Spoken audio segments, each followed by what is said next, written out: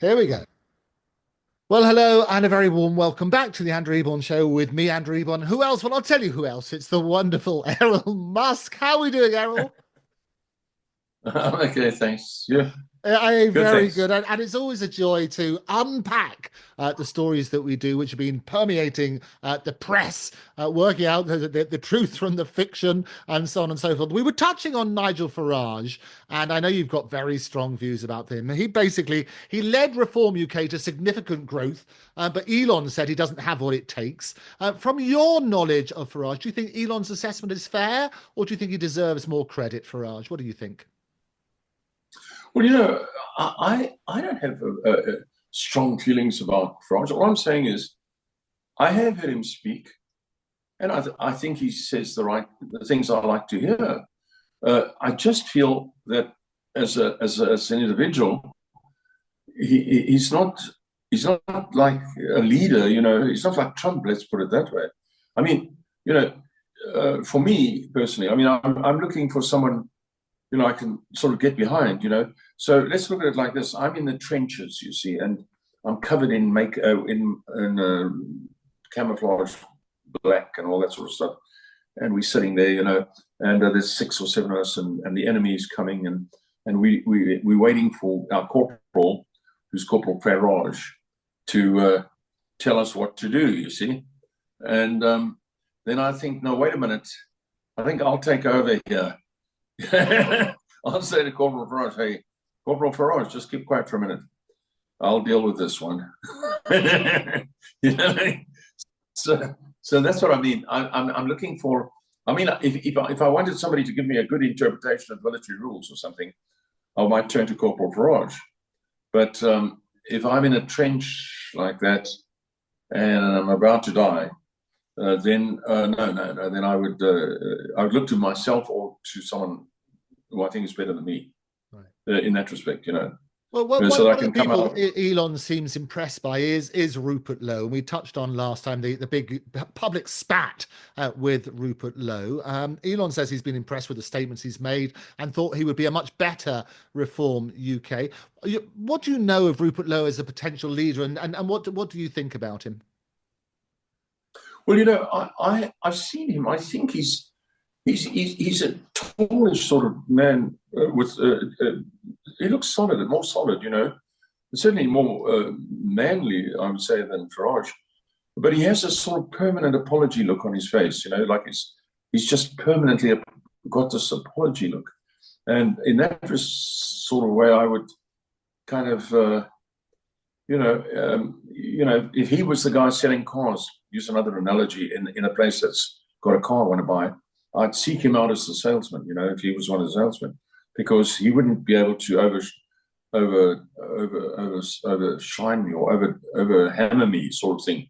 I feel I could appeal to his sensitive nature because he looks sensitive and apologetic. I'd say this car doesn't look so good to me. And he would say, yes, well,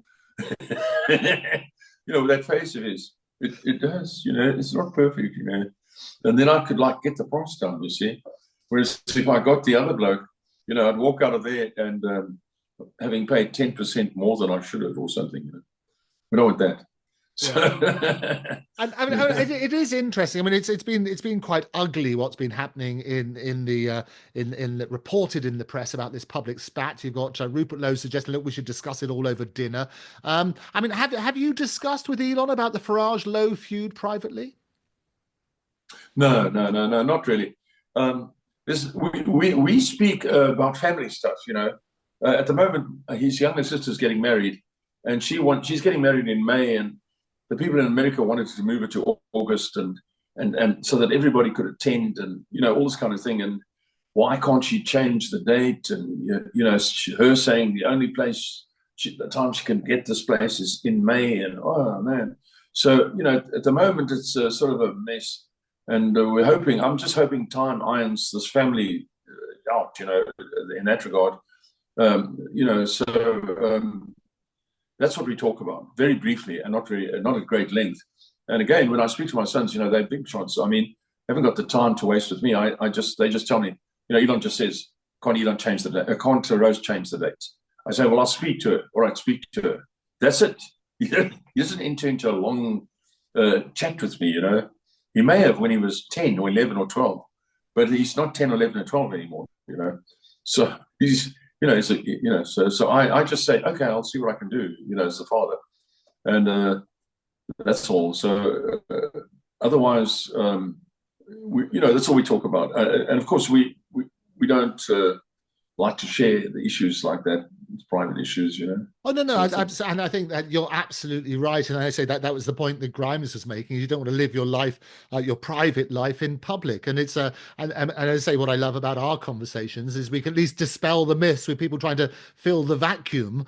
So we stop the false reports. But it's always a balance, isn't it, between saying, okay, you've got a date, you want to get married, and you're being asked by your brother to change that date. That must make quite a strain, I would have thought. Well, yes, you know, it's a private matter. You know, it's just a family thing.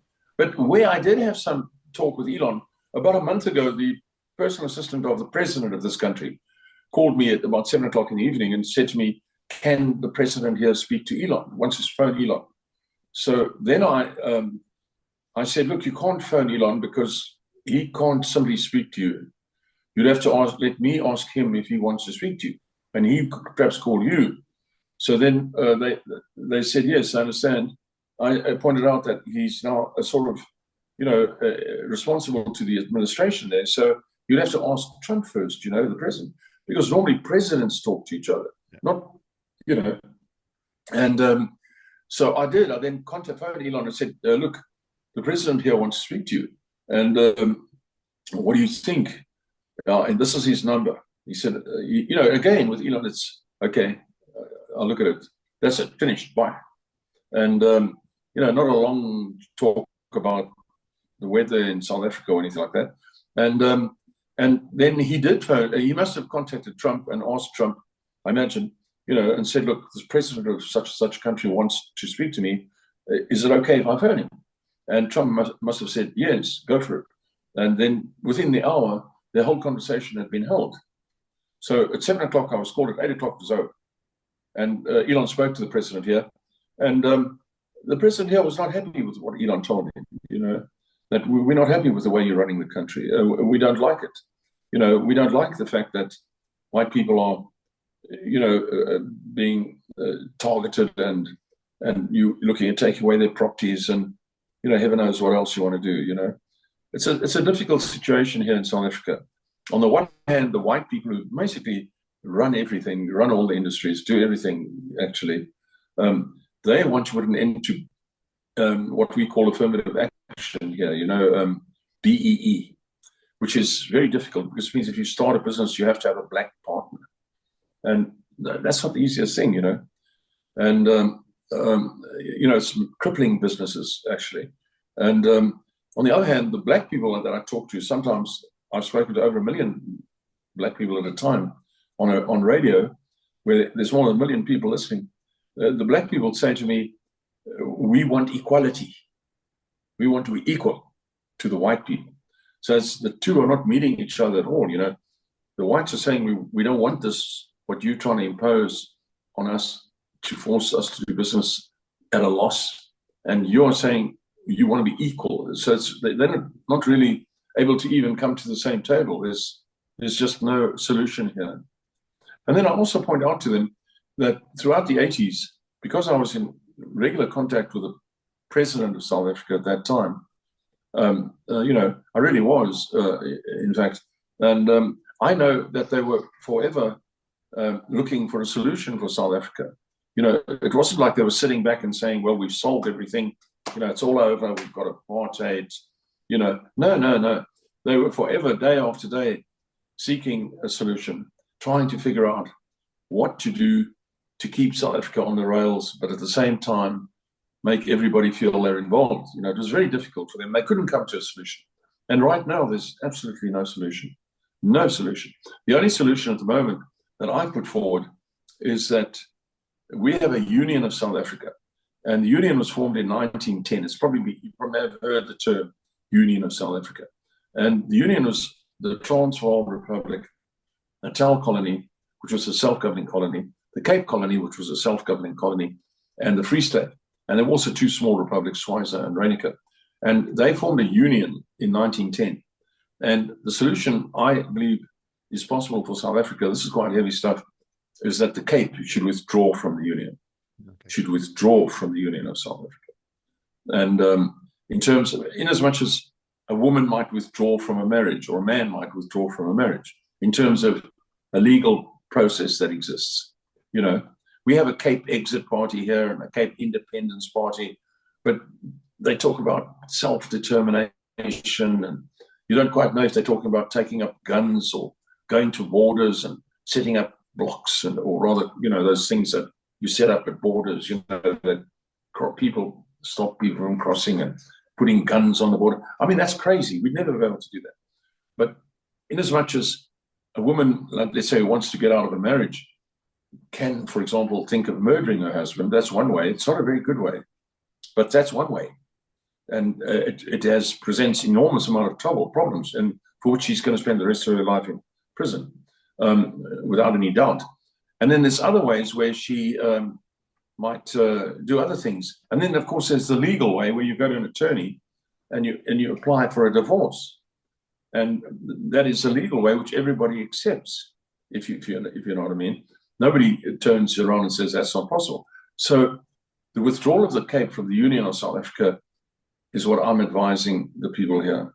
Okay. Withdrawal of the Union. And where does Elon stand on that? Is that a conversation he's had with your... Yes, I haven't discussed that with him. That's our business. I would imagine he would probably agree with that. Right. And it's an interesting dynamic, as you say, when presidents around the world and leaders around the world are wanting to speak to Elon. Is that the understanding that he'd always, first of all, refer them to Trump? Well, yes. No, prior to last year, you know, he would take calls, obviously. I can only imagine. I haven't asked him about this, but I mean, if I enter an agreement with people that I'm working with, and somebody asks me a question that would affect them, I mean, obviously, I would ask them first before I responded on their behalf. I mean, you know, obviously. And Elon is a very matter of fact, sort of stick to the rules type of guy. You know, he would never do anything that's not right. You know, he like takes it on himself personally. You know, if he does something that he figures is wrong. Yeah. So no, you would have to check with, check. That's why people don't understand. They ask, can you somebody ask Elon this or ask Elon that? I mean, your court reporter there in the House of Commons, he's the official court reporter, very nice man, wants to ask Elon a few questions. He's very nice. And unfortunately, you know, asking Elon questions about, you know, the state of the platypus in Australia, that's fine. But but you can't start asking him questions about where he thinks things are going, you know, in the Ukraine and, you know, and all that sort of stuff, you know. And I expect Elon to answer that. It's not for him to answer all those things, you know. Yeah, the world of diplomacy and that is very well worked out. Yeah. Yeah, and I think that's right. So it's a new role, isn't it? Now that effectively he's there as what he calls it, tech support to the president. I mean, going back to the UK, I mean, he has hinted at financially backing a rival to Reform UK if Rupert Lowe is no longer in the party. He's no longer in the party. What's your take on that? Do you think he would support another party? Yes, he would. We feel very strongly about England. England is our roots, you know, obviously, you know, very much. I mean, you know, we are essentially English, you know. I mean, you know, we're English. Yeah. Put it, you know, whichever way you want to look at it. And so, yes, no, he would look at somebody, and he has funding Tommy Robinson's legal people, and I'm not sure what's going on there. That's a sad situation, and I would have thought by now these people that were arrested for pasting on Facebook and all that would have been released, you know, and the British people would have demanded it. But my experience with the British people or the English people is that they are very slow to react. They take time, but when they do react, it's pretty heavy reaction. You know? Yeah. Well, it is Yeah, interesting. I mean, we had, I mean, Tommy Robinson is still in solitary confinement in appalling conditions. Lawrence Fox is another regular on the show. You've been on with him as well on the Andrew Eborn show. Lawrence is taking a break from social media. He's finding it, he wants to see if the world moves on, but he still supports Tommy. What's your message? I know there's a lot of support that Tommy's supporters get from you, and you're a big hero to Tommy and his supporters. What's your current message to Tommy? well, hang in there. I mean, I can't understand why he hasn't been released by now. Obviously, the government there is terrified of him. So, he's far more the man I'd like in the trenches with me. I'd very happily have him in the trench with me. Very happily have him. At the end of the line. Lawrence Fox suggested that basically they're trying to kill Tommy. That's why they're treating him so badly in prison. Well, that's scary. That is very scary. And if that happens, well, that mustn't happen. But that's murder. That's state murder. There's a word for it. I'm not sure what it is, but it's state murder, and murder by the state. And no, that's terrible. That cannot happen. Yeah, and I think whatever people's views on Tommy as a person, or his views which he's expressed publicly or otherwise, sometimes misrepresented, the bottom line is everybody's entitled to be treated humanely. Yes. Well, I mean, he apparently put his sister's name on some mortgage document, and he was accused of doing something like that. We've all done something like that at some stage or other, I guess. We've all done something, especially when we're young, to try and avoid something, some fee or something, I don't know, whatever. And he was given 18 months for not pitching up, they tell the third time or something, for a court hearing, Yeah, we've touched on this before, contempt of court and possibly interfering with a rape trial. The problem is the punishment and whether that fits the crime. So without going into the rights or wrongs of it, ridiculous. Solitary confinement for 18 months is not right, is it? Well, yes, let's assume your son took your car, your teenager son took your car, and he may even be old enough to have a license, but he hasn't got one, assuming he's not, or maybe he's not old enough. But let's say he takes your car, he smashes it up, he gets drunk, he smashes it up. Someone gets injured, you bring him home, you dig a hole in the yard, and you take some corrugated iron, and you line this hole with corrugated iron and put a lid over it with hinges, and you put him in there.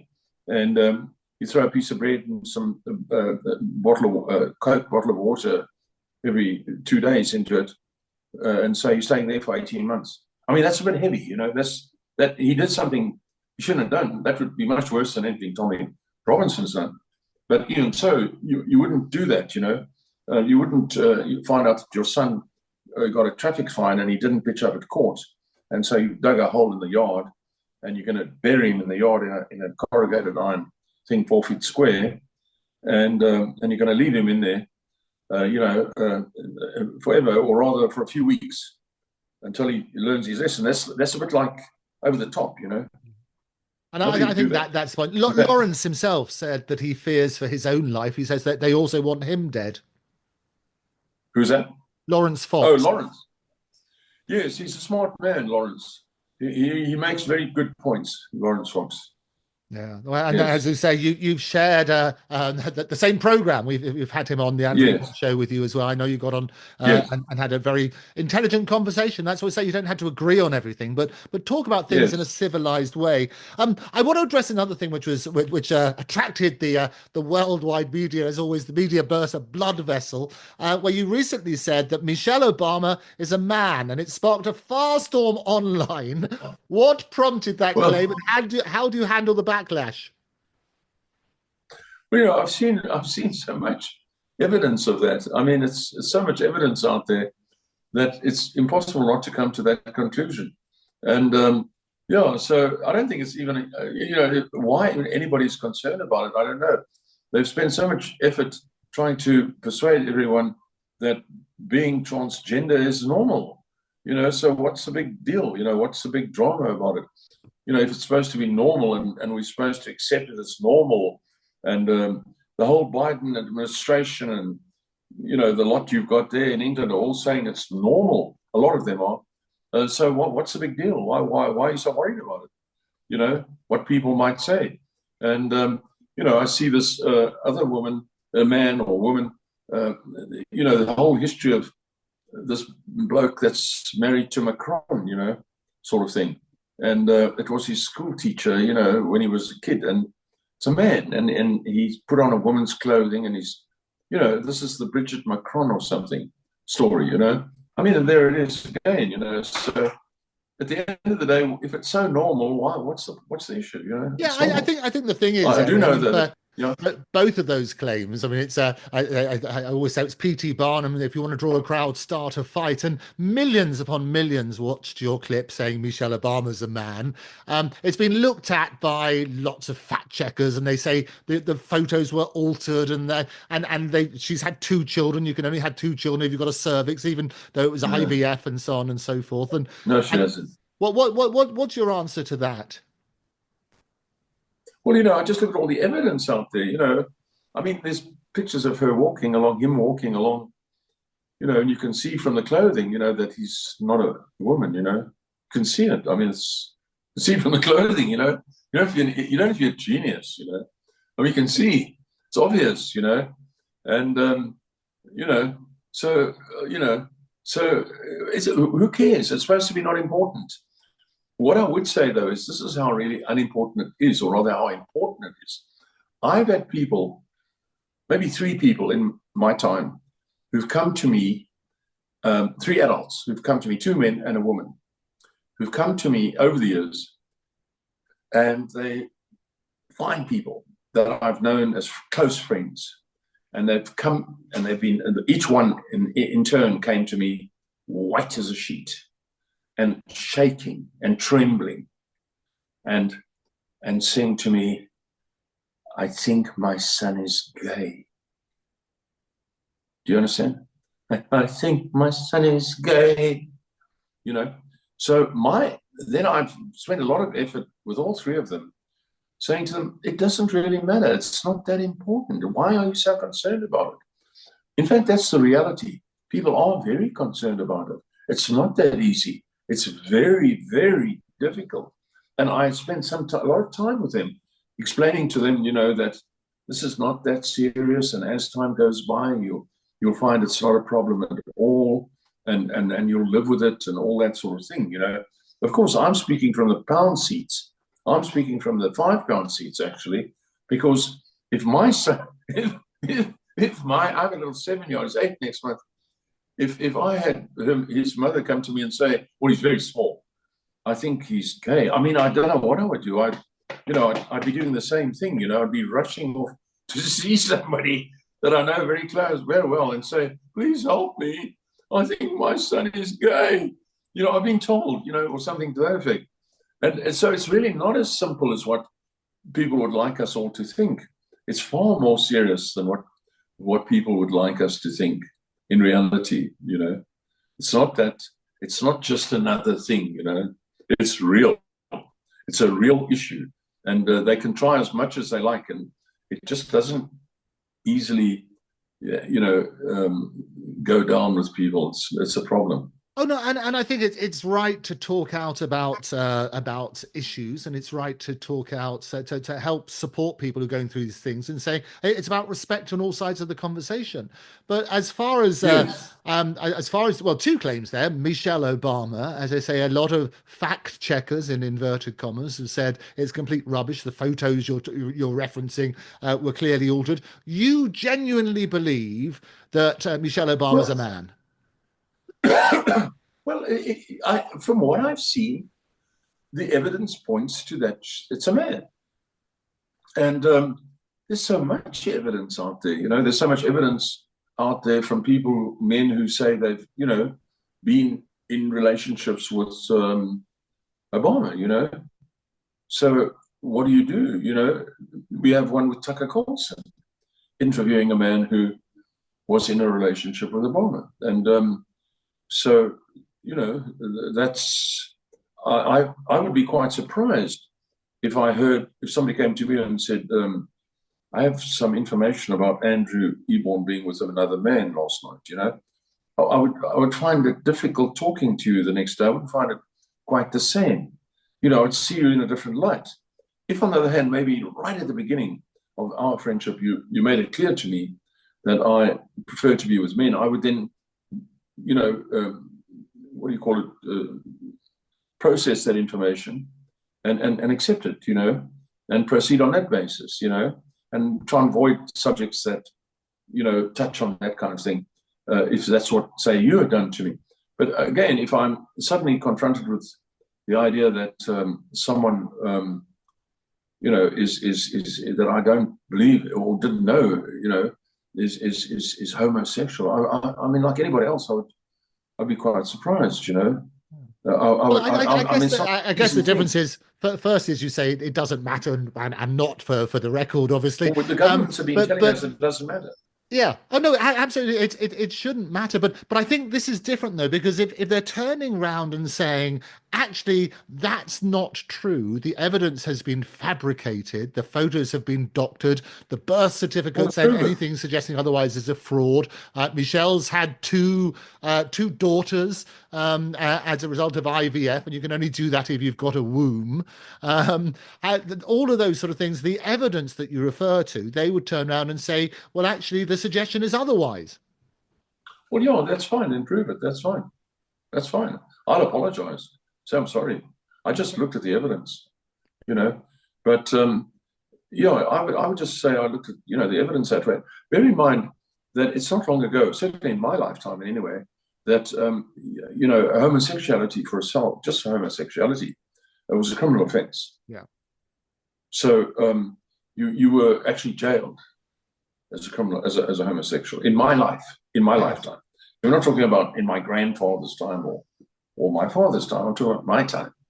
Homosexuality was a criminal offence, certainly in my country, and I know it was in your country too. Yeah. So it's not like we can just throw this overboard as never being an issue with people. It is an issue with people, and people are confronted with having to decide, you know, say what they might think about it and what they don't like about it, or they do like it. Personally, I think it's awful. Yeah. And I wish there was a treatment for it. But at the end of the day, if it happens, as I've said to people who've come to me and cried about their sons being gay, all of a sudden they find out, you know, I've said to them that that's nothing. You know, they're people. That's care for them the way they are now, not the way you thought they were or something. Yeah. And, you know, but it is an issue. It's not as though you can just forget about it and throw it out the window. Well, no, and as you say, and I think this is the what was the catalyst for, as I say, it's something which has been going around and been debunked by a number of organisations, a number of fact checkers, and so on and so forth. What was the catalyst for raising that in the particular interview that you did recently? No, somebody, I think in an interview of some kind, somebody asked me that question. Right. Just like, do I think Michelle Obama is a man? I don't know. And I said, yes, I think so, from what I see. So it's like a leading question. It wasn't you that suddenly came up with it and say, right. No, I'm not trying to drive the issue. No, yeah. I'm not driving the issue. Somebody asked, asked a question, and I said, from what I see, yes, it seems like it. Okay. But I would say that it's conceivable that I'm wrong. Obviously, I don't. It's not that I'm wrong; that the information out there is wrong. No, absolutely, and it's important. And you're very much. You and I have conversations about all sorts of things. We don't agree on everything, but we hope that we would look at whatever evidence there is and make a reasoned judgment. Yes, but at the same time, what I'm saying is it's been hammered at us by they've thrown tons of money at the information to throw it at us that it doesn't matter, that being a transdresser doesn't matter. You follow what I mean? Yeah. So if you were sitting there in a skirt now, underneath your jacket, beneath your jacket, I'm supposed to think that's nice. That's, where did you buy the skirt? But it's being thrown at us left, right, and centre that's quite all right. Yeah. And I'm asking myself, well, why are the governments wanting to do that all of a sudden? Because when I was a teenager, up to the time I was a teenager, well into the time I was a teenager, it was criminal to even suggest such a thing. You know, you went to prison if you tried something with another man or something like that, and you went to prison. You got a prison sentence, and so now all of a sudden the governments have changed and telling us there's nothing wrong with this. There's nothing wrong with this. It's terrific. Then you have to ask yourself, well, who's in the government? Who's running the government, or who's in charge? So obviously, whoever's in charge has got a vested interest in convincing the public that there's nothing wrong with it. Yeah. So who was in charge when all this started? Well, it was Obama who was in charge when all this started. And then along came Macron, little Macron, who was, in fact, I believe, also a mediocre comedian, transdresser as a young person. You know, that was his act. He was same as Zelensky. I can't believe the level to which humanity has dropped. Zelensky, his greatest talent is playing fleur-de-lis on the piano with his penis. Did you know that? Well, at least it wasn't somebody else's. I guess that would have been a different I saw him doing it. Oh, no, absolutely. There are many clips of his comedy routines. I saw it. I saw him playing the piano with his penis. I mean, it was a fair rendition. I was going to say a fair rendition with no cock-ups. No, there was a few cock-ups. But no, it was a fair rendition of fleur-de-lis, you know. But anyway, so it's so weird. And yeah, so on the one hand, a few years ago when I was a boy, a young man, in fact, it was illegal to even remotely suggest that you were gay. There were sting operations and all that kind of thing on that kind of stuff. And now, in the last few years or 10 years or so, we've had it thrust upon us that it's wonderful and it's fine and it's great to have these transgressors, gays, looking like God only knows what, like monsters from your worst nightmare, going to nursery schools and reading sex books to little children. Yes.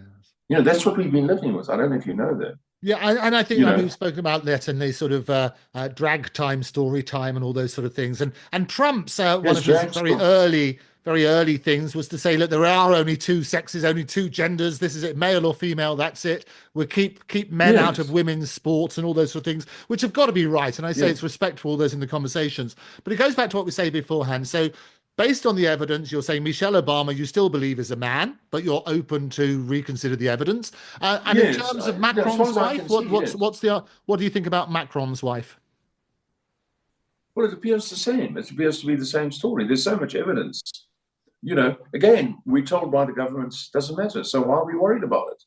You know, all I can say, though, is that if you or I had a child at a school and they were in the junior grades or nursery, or certainly in the junior grades, and I heard that there's one of these drag monsters at the school talking to my son or particularly my son like that, and reading these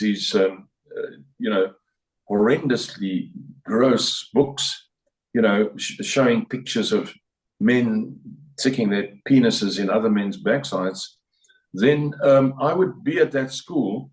And that bloke will never need drag again because he will look like he's got makeup on forever. No.